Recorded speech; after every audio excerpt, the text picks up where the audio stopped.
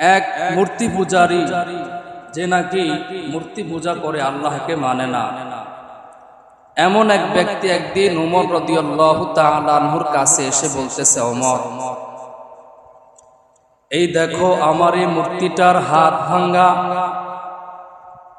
আমার এই মূর্তিটাকে কে যেন হাত ভেঙে দিয়েছে। শুধু হাত ভাঙে নাই, আমার এই মূর্তিটাকে কে যেন নাকটাও কেটে দিছে। আমি তো মূর্তির পূজা করি, আমি মূর্তিকে মানি, মূর্তিকে খোদা হিসাবে পূজা করি। কিন্তু তুমি ওমর, এই সময়ের এই জাহানের বাদশাহ, তোমার সময়ে তোমার ক্ষমতা থাকা অবস্থায় আমার উপাসনালয়ে গিয়ে, আমার গির্জায় গিয়ে, আমার মন্দিরে গিয়া কে যেন আমার মূর্তির উপরে অ্যাটাক করেছে, আঘাত করেছে, মূর্তির হাত ভেঙে দিয়েছে, নাক ভেঙে দিয়েছে। ওমর বিচার চাই। ওমর রাদিয়াল্লাহু তাআলা আনহু সাথে সাথেই তার যে গোয়েন্দা বিভাগ ছিল তাদেরকে বলে দিলেন, 24 ঘন্টার মাঝে ওই আসামিকে আমি আসামির কাঠগড়ায় দেখতে চাই। 24 ঘন্টার মাঝে আসামিকে দেখতে চাই। ওমরের যে গোয়েন্দা বিভাগ কাজ করা শুরু করলো, কিন্তু যে আসামি কাজটা করেছে এতই গোপনের সাথে করেছে, কেউ দেখে নাই, কোনো প্রমাণও রাখে নাই। ওমরের গোয়েন্দা বিভাগ 1 ঘন্টা 2 ঘন্টা করে 24 ঘন্টা পার হয়ে গেছে, আসামিকে ধরতে পারে নাই। ওমরকে এসে বলে, আমিরুল মুমিনিন, আমরা ব্যর্থ হয়েছি, আমরা আসামিকে ধরতে পারি নাই। ওমর বড় লজ্জিত হয়ে গেলেন। আর ওই ইহুদি আসিয়া বলতেছে, আমিরুল মুমিনিন, আমি আসামিকে দেখতে চাই, আমি আমার প্রাপ্য বিচার চাই। ওমর ওই মূর্তি পূজারীকে কি জবাব দিবেন, কি বলবেন, কোন ভাষা তো তার মধ্যে নাই, কারণ তিনি সময় পার হয়ে গেছে, আসামিকে ধরতে পারে নাই। ওমর কতটুকু নাই পড়ায়, কতটুকু মালিকের ভয় অন্তরে তা। ওমর রাদিয়াল্লাহু তাআলা আনহু বলতেছেন, ভাই, আমি তোমার খলিফা, আমি তোমাদের দায়িত্বে আছি, আমার দায়িত্ব ছিল তোমার উপাসনালয়কে পাহারা দেওয়া। আমি ব্যর্থ হয়েছি, দিতে পারি নাই। ও ভাই, আল্লাহর নবী বলেছেন, যদি সংখ্যাগরিষ্ঠরা সংখ্যালঘুর উপরে জুলুম করে, আমি রাহমাতুল লিল আলামিন হাসরের মাঠে সংখ্যালঘুদের পক্ষ হইয়া সংখ্যাগরিষ্ঠদের বিরুদ্ধে আমি নবী দাঁড়ায়া যাব। ও ভাই, আমার বড় ভয় হয়, নবী যদি আমার বিরুদ্ধে হাসরের মাঠে দাঁড়াইয়া যায়, কি জবাব দিব? নবীকে জবাব দেওয়ার মতো তো আমার কোনো ভাষা নাই। ও ভাই, তোমার উপরে যেই জুলুম হয়েছে, তোমার মূর্তির উপরে যেই অত্যাচার হয়েছে, ও ভাই, এই যে তরবারিটা নাও, এই তরবারিটা নিয়া তোমার মূর্তির হাত যেইভাবে ভেঙে দিয়েছি, তোমার মূর্তির নাক যেইভাবে কেটে দিয়েছি, এই তরবারিটা দিয়া আমি ওমরের হাতটা কেটে দাও, নাকও কাটো, কিন্তু হাসরের মাঠে আমাকে আল্লাহর বিচারের কাঠগড়ায় দাঁড় করাইও না। হাসরের মাঠে আল্লাহর সামনে দাঁড়ানোর কত ভয়, অথচ আমরা তো সেই ওমরেরই উম্মত, ওমরেরই জাতি, ওমরেরই তো আদর্শের মানুষ। আমরা তো তারই গড়া, তারই আদর্শের মানুষ, কিন্তু আমাদের মনে কতটুকু ভয় আছে আল্লাহর সামনে দাঁড়ানো। ওমর একজন খলিফা, একজন বাদশা, সামান্য একটা দেশের নাম, অর্ধ জাহান 2 লক্ষ বর্গ মাইলের খলিফা যিনি। তরবারিটা দিয়ে দিছে ইহুদির হাতে, আমার হাতটা কেটে ফেলো, নাকও কাটো, আমাকে তারপরেও আল্লাহর সামনে দাঁড় করাইও না।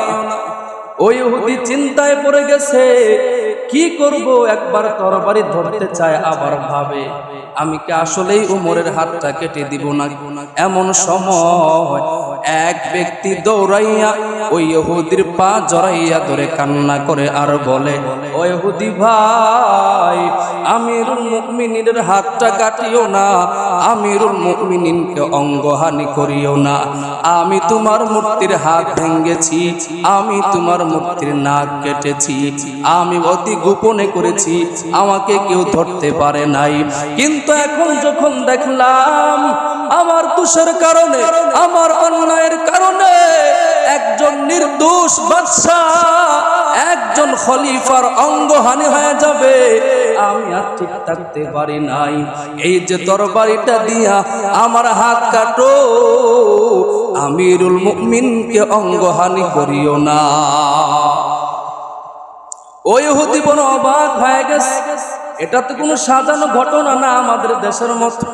আমাদের দেশে তো পুলিশ এমনও আছে, পকেটের মধ্যে চেক করতে গিয়া হিরোইনের প্যাকেট দিয়া বলে, তুই আসামি, তোর পকেটে হিরোইন পাওয়া গেছে। এমন সুন্দর নাটক কিন্তু আমার সোনার বাংলাদেশে হয়।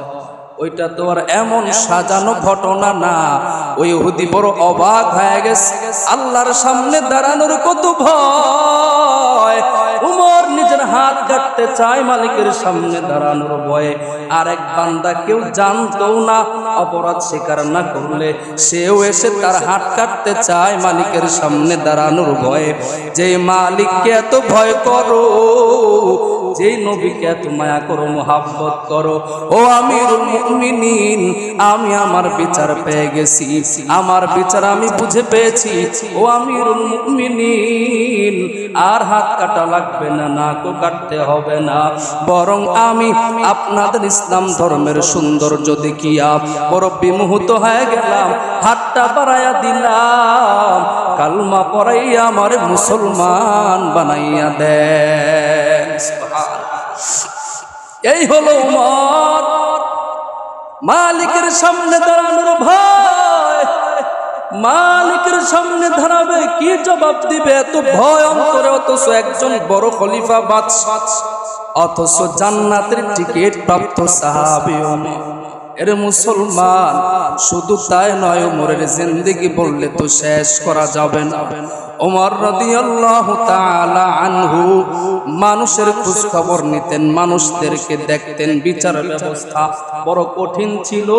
যে আইন তিনি দিনের বেলায় করতেন, রাতে ঘুরে ঘুরে মানুষের কাছে গিয়া দেখতেন। আল্লাহর নবীর সাহাবী ওমর যাইতেছে মরুভূমি দিয়া কোথাও, হঠাৎ পেটের মধ্যে বড় ক্ষুধা। একজন বাদশাহ এত জীর্ণ শীর্ণ যে কেউ তাকে চিনেও না, সাথে কোনো খাবারও নাই। তাকাইয়া দেখে মরুভূমিতে এক রাখাল মেষ চড়ায়, ছাগল চড়ায়, সে আবার ওই ছাগলের থেকে দুধ পান করতেছে।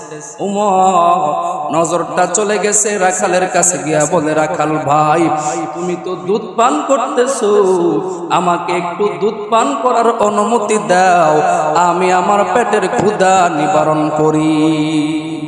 উমর এমন এক পরিস্থিতি, এমন এক পোশাক, এমন একটা ভাব, রাখাল তো জীবনে উমরকে দেখে নাই, আর এমন ভাবে তো উমর কেউ চিনাও যায় না। কিন্তু আমার দেশে সাধারণ এমপি মন্ত্রী তো অনেক দূর, মেম্বার চেয়ারম্যানও অনেক দূরে, সাধারণ একটা ইউনিয়নের সেক্রেটারি হয়ে গেলে, একটা ইউনিয়নের সভাপতি হয়ে গেলে ওই জালিমের পা আর জমিনে লাগে না। আছে না 10 জন 12 জন নিয়ে ঘুরে, হুন্ডার ঘরে হুন্ডা। এত নিরাপত্তা কেন? আকামো করছে বেশি, এজন্য নিরাপত্তা লাগে বেশি।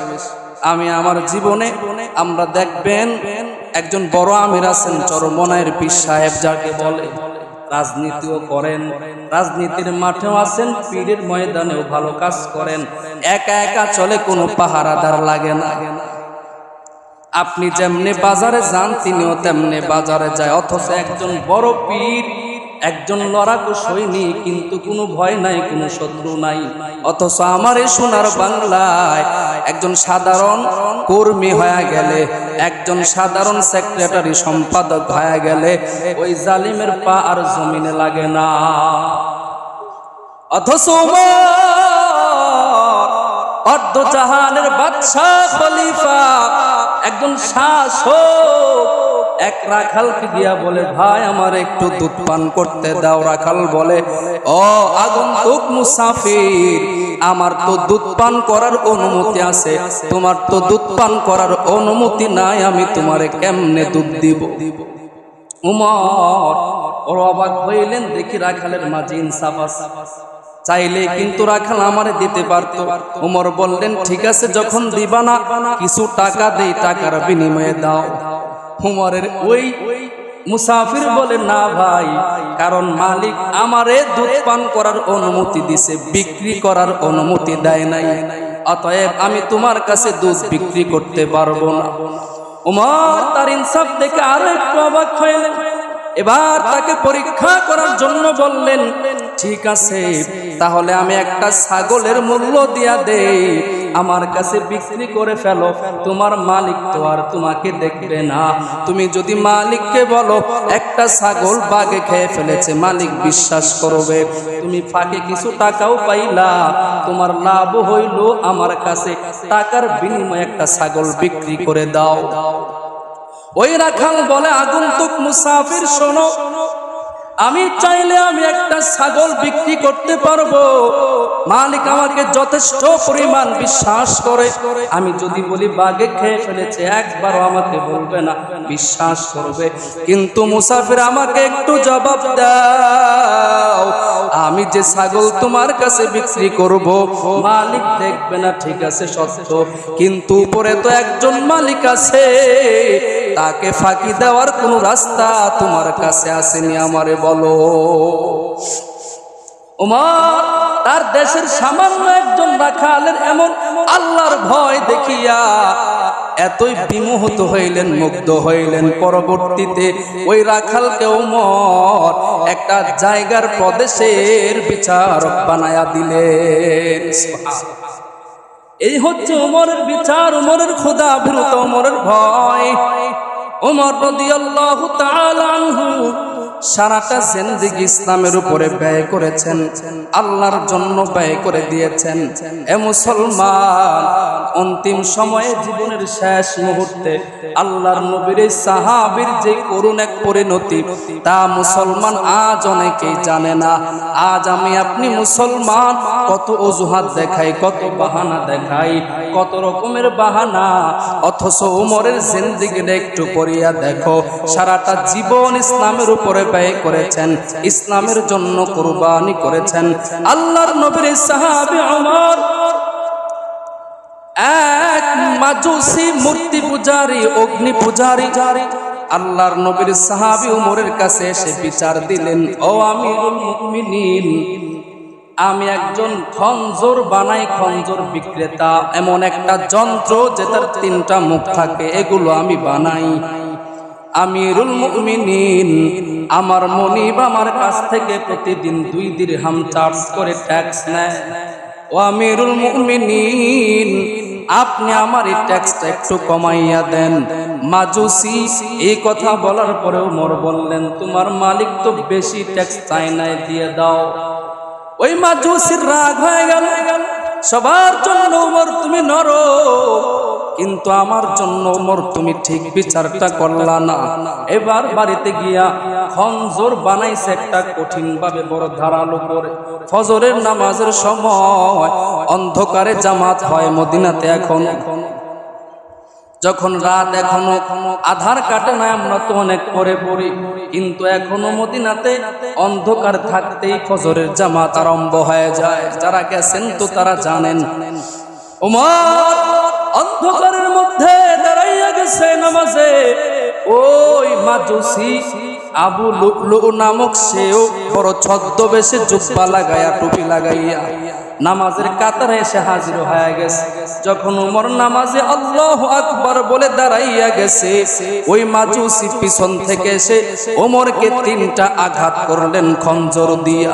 একটা পেটে, একটা পিঠে, একটা নাভির নিচে আঘাত করে দিলেন ওমরকে। ওমর নামাজ ছেড়ে জমিনে পড়ে গেলেন।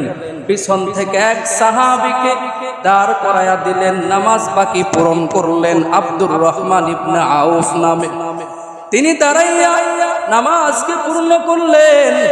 আর ওই মাজুসি কিছু সাহাবী তাকে ধরতে আসছে, তো তাদেরকেও হত্যা করছে। অবশেষে নিজে নিরুপায় হইয়া নিজেও নিজেকে আত্মহত্যা করে দুনিয়া থেকে বিদায় হয়ে গেছে।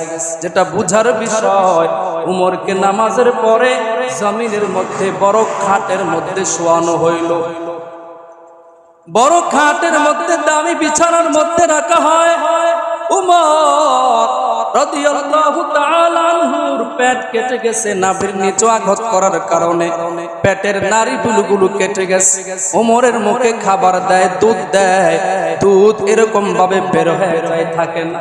নাবিজ দেয়, এটাও থাকে না, বের হয়ে যায়। কি পরিমাণ আঘাত প্রাপ্ত হয়েছে। বড় বড় ডাক্তারদেরকে ডাকা হয়েছে। ডাক্তাররাও এসে বলে, মনে হয় না আমিরুল মুমিনিন এই যাত্রায় আর ফিরে আসতে পারবে। ওমর কিছুক্ষণ পর জ্ঞান ফিরে আসছে। জ্ঞান ফিরে আসার পর সর্বপ্রথম যেই কথাটা বলেছিলেন, এই কথাটা বুঝানোর জন্য এতগুলো কথা বললাম। ওমর জ্ঞান ফিরে আসার পরে আল্লাহর নবীর সাহাবী বলে, না আমার সন্তানদেরকে ডাকো, আমি জায়গা সম্পদগুলো ভাগ করে দিতে চাই। আমার স্ত্রীদেরকে ডাকো, কিছু নসিহত করে যাই। আমার ভক্তবৃন্দদেরকে ডাকো, তাদেরকেও কিছু নসিহত করে যায়। এমন কোন কথা আল্লাহর নবীর সাহাবী বলেন না। আল্লাহর নবীর সাহাবী উমর জ্ঞান ফেরার পরে সর্বপ্রথম বললেন, আসল্লান নাস, আসল্লান নাস।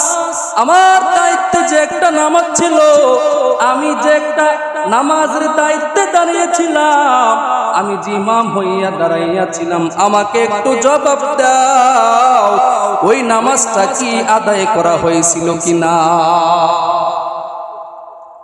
আমার দায়িত্বে একটা নামাজ ছিল, ওই নামাজটা কি পড়া হয়েছে না, আদায় হয়েছে না, আমারে বলে। উমর দুনিয়াতে শেষ জীবন চলে যাচ্ছে, মৃত্যুর দুয়ারে পৌঁছে গেছে, এরপরেও নামাজের কথা ভুলে না। আজ মুহাম্মদের উম্মত, সেও তো নবীর উম্মত, সে যদি মৃত্যুর আগ মুহূর্তে নামাজের খোঁজ খবর নিতে পারে, আজ 1400 বছর পর আমার সোনার বাংলাদেশের মানুষ, আমার সমাজের মানুষ ফজরও যায়, জোহরও যায়, আসরও যায়, মাগরিবও যায়, এশাও যায়, নামাজের জন্য একটু মোটেও মায়াও মানুষের লাগে না। অথচ তুমি কি জানো, নামাজ তো আল্লাহ দিয়েছিলেন 50 ওয়াক্ত মেরাজের রজনীতে, 50 ওয়াক্ত করে কমাইয়া কমাইয়া কমাইয়া 5 ওয়াক্ত করা হয়েছে। এই 5 বেলার নামাজ পড়তে কয় মিনিট লাগে? যদি প্রতি ওয়াক্তে আমি 20 মিনিট করেও ধরি, 20 মিনিট যদিও লাগে না, ধরলাম 20 মিনিট করে, 5 বেলায় আছে 5 20 100, 1.5 ঘন্টার কাছাকাছি, 1.5 ঘন্টা 2 ঘন্টার মতো ধরলাম, 2 ঘন্টা সময়, 24 ঘন্টার মাঝে 2টা ঘন্টা সময় বান্দা যদি তুমি দাও, আল্লাহর নবী বলেন 24টা ঘন্টাই নেকের পাল্লায় ওজন দেওয়া হবে। এই উম্মতে মুহাম্মদের তো এত দাম। নবী বলেন, এশার নামাজ জামাতে পড়িয়া যদি কোনো বান্দা ঘুমায়, আবার যদি এসে ফজরটা জামাতে আদায় করে, ঘুমাইয়া বান্দা তুই যেই সময়টা পার করেছো, নবী বলেন ওই সময়টাকেও নেকের পাল্লায় ওজন দেওয়া হবে। ফজর পড়ে গেছো, আবার জোহর পড়তে আসছো, মাঝখানে কত গুনাহ হয়ে গেছে, চোখের গুনাহ হয়েছে, হাতের গুনাহ হয়েছে, জবানের গুনাহ হয়েছে। নবী বলেন ফজর পড়া বান্দা আবার যদি জোহরটা আদায় করো, মাঝখানে যেই গুনাহগুলো হয়েছে, এই গুনাহগুলো আল্লাহ তোমার এই জোহরের ওযুর সাথেই মাফ করে দিবে। এরপরেও বান্দা তুমি ঘুমাও, এরপরেও বান্দা তোমার নামাজের জন্য কোনো মায়া লাগে না। ওমর রাদিয়াল্লাহু তাআলা আনহু মৃত্যুর পূর্বে নামাজের খবর নেয়। আমার দায়িত্বে যেই নামাজটা ছিল, ও সাহাবীরা আমার একটু জানাও, নামাজটা কি আদায় করা হয়েছিল কিনা? শুধু তাই না, ওমর রাদিয়াল্লাহু তাআলা আনহু জমিনে পড়ে রইলেন, দামি একটা খাটের মধ্যে শোয়াইছে। উমর জ্ঞান ফেরার পরে বলতেছে, ও আমার ভক্তরা, আমাকে খাট থেকে জমিনে নামাইয়া দাও। আমারে দামি খাটের মধ্যে রাখিও না, দামি বিছানার মধ্যে আমারে রাখিও না। কেন কেন? আমি চাই আমার মালিক আমাকে দেখুক। আমার মালিক যদি আমার দামি খাটের মধ্যে দেখে, হয়তো মালিকের মনে দয়া আসবে না। আমি চাই আমার মালিক আমার জীর্ণ শীর্ণ অবস্থায় জমিনে পড়ে থাকতে দেখলে আমার মনে হয় মালিকের দয়া আসবে, মায়া আসবে। খাট থেকে নিচে নামাইয়া এক সাহাবী দৌড়াইয়া উমরের মাথাটাকে রানের মধ্যে রাখলেন। উমর যখন টের পাইলেন মাথাটা একজনের রানের উপরে, মাথাটাকে রান থেকে নিচে নামাইয়া জমিনের মধ্যে মাথাটাকে ঘষে আর গালটারে ঘষে আর বলে, ওয়াইলুল লাকা ইয়া উমর ইল্লাম ইয়াগফির লাকা রাব্বুক। ও উমর, তোমার মালিক যদি তোমারে ক্ষমা না করে, তোমার জন্য ধ্বংস ছাড়া আর কোনো উপায় নাই।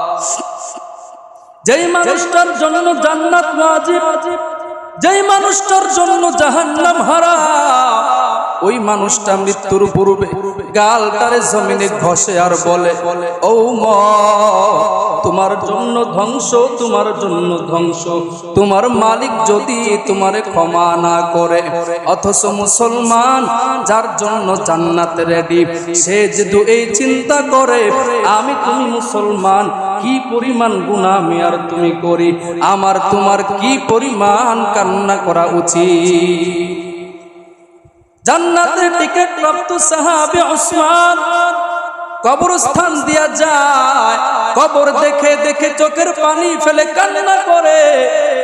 তার চোখের পানি দাড়ি ভিজে ভিজে বুক পর্যন্ত ভিজে যায়।